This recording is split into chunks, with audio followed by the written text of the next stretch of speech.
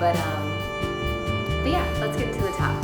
So to start off, I will say, and the pattern even says, this is not a beginner pattern. I thought it was pretty intense, maybe.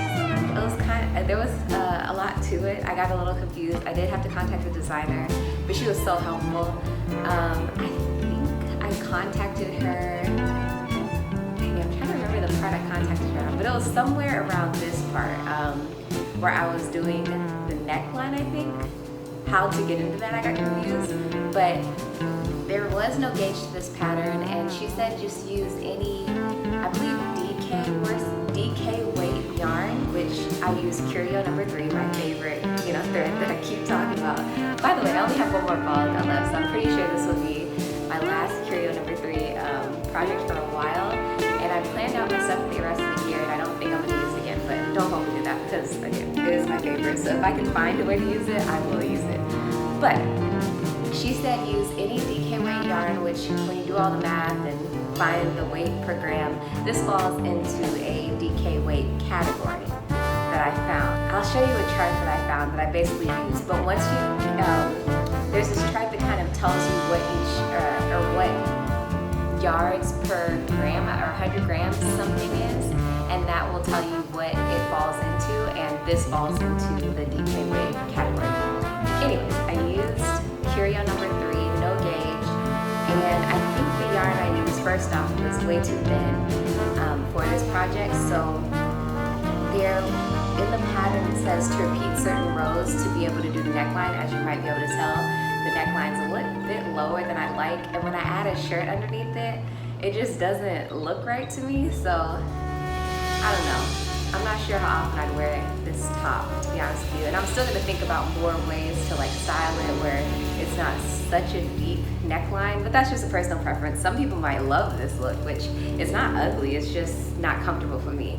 And I don't think I could, I don't think I would or could wear this to work. I like making stuff that I can wear on casual Fridays and stuff. But yeah, I did have a little bit of struggles to this pattern. The designer could not have been more helpful.